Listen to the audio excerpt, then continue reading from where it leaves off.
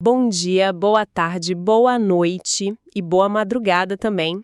Bem-vindos ao canal do Apressado. Imagina só um lugar lá no cosmos onde, assim, as regras que a gente conhece parecem, sei lá, não valer muito.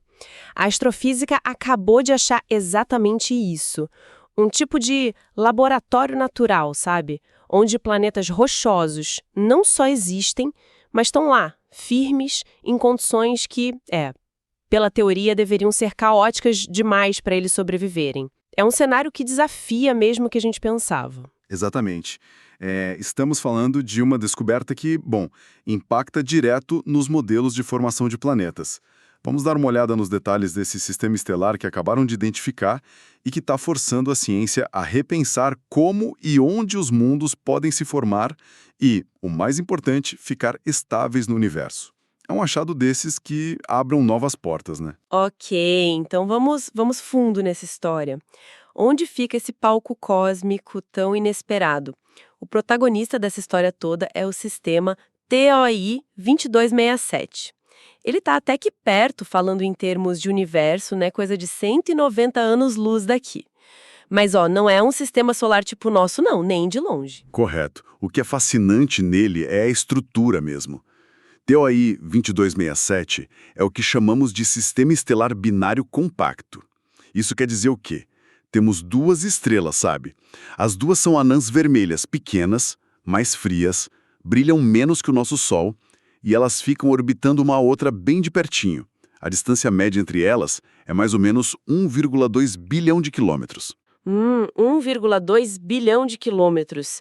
Parece muito, mas para duas estrelas no espaço isso é bem grudado, certo? Tipo, menor que a distância do nosso Sol até Saturno? Precisamente. E essa proximidade é o ponto-chave que torna o sistema tão intrigante. Num ambiente assim, o que se espera é uma dança gravitacional bem complexa e potencialmente que desestabiliza tudo. E é aí que a coisa fica, assim, realmente surpreendente. Porque mesmo nesse ambiente gravitacional meio agitado, digamos, os astrônomos acharam não um, mas 3 exoplanetas. E todos com tamanho parecido com o da Terra.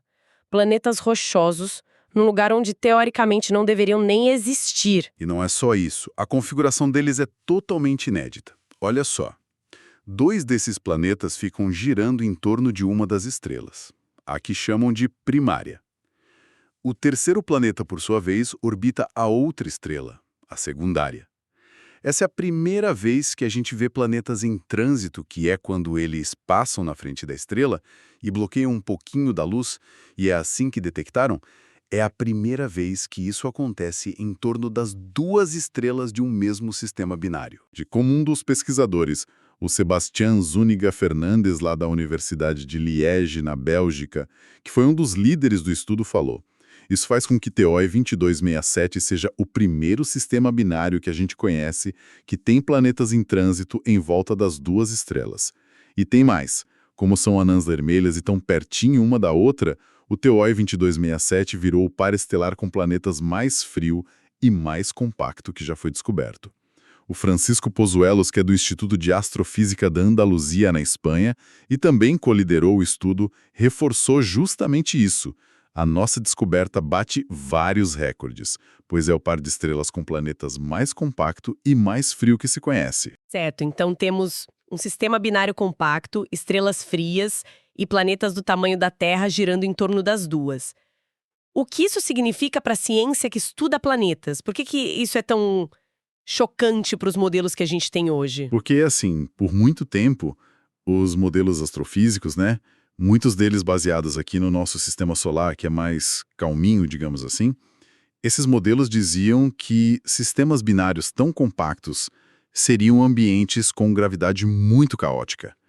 A interação forte entre as 2 estrelas deveria, teoricamente, perturbar muito o disco de gás e poeira onde os planetas se formam. Impedindo que os planetas se formassem logo de cara, ou então, se por um acaso maluco eles conseguissem se formar, as órbitas deles seriam tão instáveis que eles seriam rapidinho jogados para fora do sistema, sabe? Arremessados para o espaço. Era isso que se pensava majoritariamente. Exatamente. A simples existência e, aparentemente, a estabilidade desses 3 planetas no TOI 22C7 é uma contradição direta a essa ideia.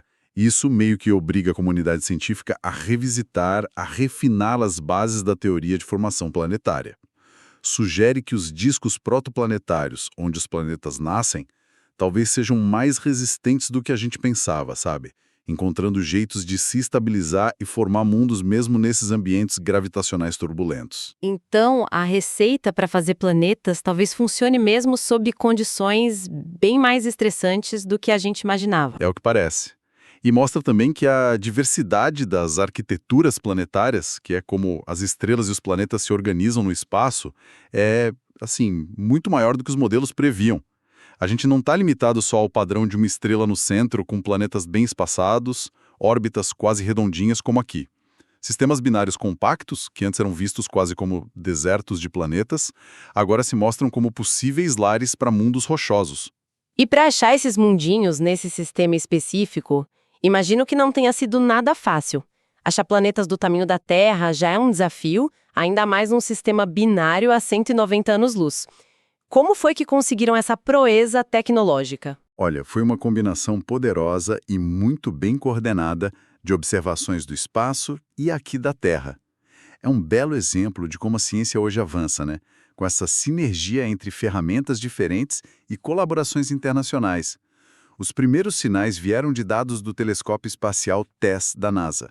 O TESS foi feito justamente para varrer o céu procurando exoplanetas pelo método do trânsito, buscando aquelas quedinhas mínimas no brilho das estrelas.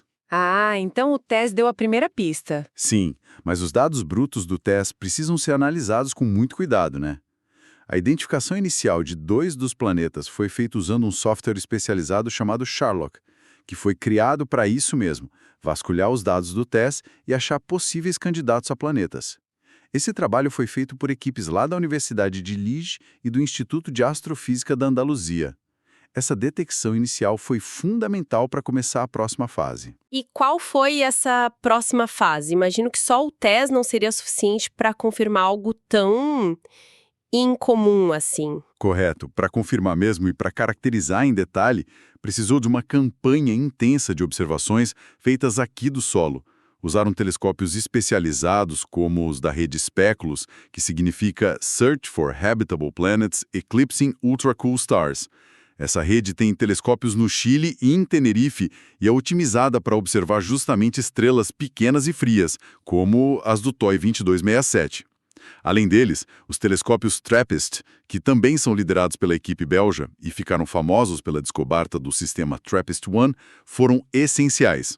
Ah, entendi. Então esses telescópios aqui na Terra foram cruciais para confirmar que os sinais do TESS eram mesmo de planetas e para entender melhor como eles se comportavam nesse sistema duplo complexo. Uma verdadeira força-tarefa internacional e usando vários instrumentos diferentes. Exatamente. Essas observações terrestres com alta precisão foram cruciais não só para confirmar os planetas, mas também para começar a desvendar a dinâmica das órbitas e as propriedades das estrelas. Isso reforça o valor enorme da integração entre observatórios espaciais, que fazem a peneira inicial, e os telescópios em terra, que fazem um acompanhamento detalhado. E, claro, a importância da colaboração científica global. Sabe, uma das fontes que a gente viu faz uma comparação visual interessante para ajudar a gente a imaginar como seria estar lá. Por ter 2 sóis, esses planetas poderiam ter pores do Sol duplos, né? Algo que lembra aquela cena famosa de Tatooine em Star Wars, com o Luke olhando os 2 sóis se pondo. É só uma analogia visual, claro, por causa do sistema ser binário, mas ajuda a gente a ter uma imagem mental desse lugar exótico. Falando em imagens mentais e descobertas que expandem a imaginação, pessoal, rapidinho aqui, se vocês estiverem curtindo essa exploração aqui nas fronteiras da astrofísica, por favor, compartilhem o canal e deem o like. Ajuda muito a gente a levar essas descobertas para mais gente. Valeu?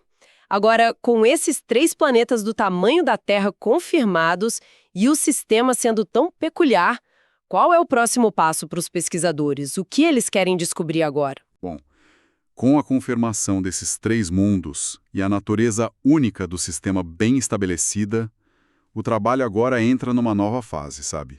Focada em caracterizar esses planetas com mais detalhe ainda. A equipe planeja usar instrumentos de ponta, como o telescópio espacial James Webb, o JWST, que tem umas capacidades de análise de luz e espectroscopia sem precedentes. E também a próxima geração de observatórios gigantes aqui na Terra, que estão começando a operar.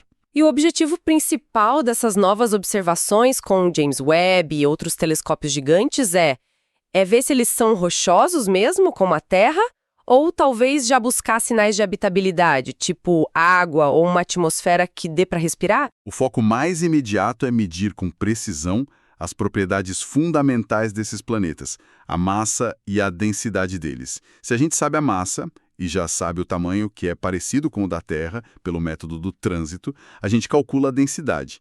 E a densidade é a chave para saber do que ele é feito por dentro. Ah, entendi. Então a densidade diria se eles são principalmente de rocha, como a Terra e Vênus, ou talvez mais leves, indicando mais gelo ou até uma atmosfera grossa de gás, tipo uns mini Netunos. Exatamente isso. Saber se são rochosos é o primeiro passo fundamental. A análise da composição da atmosfera também está nos planos, e é aí que o James Webb vai ser particularmente poderoso, sabe? Ele consegue detectar as assinaturas químicas de diferentes gases na luz da estrela que passa pela atmosfera do planeta durante o trânsito. Embora isso possa, lá na frente, dar algumas pistas sobre condições de habitabilidade, é bom frisar que o foco principal agora, como os próprios pesquisadores ressaltaram, é entender o processo de formação. Então a pergunta central ainda é essa: como esses mundos conseguiram surgir e sobreviver ali naquele ambiente? O tamanho da Terra num sistema binário tão compacto é uma oportunidade única. Permite-nos testar os limites dos modelos de formação de planetas em ambientes complexos.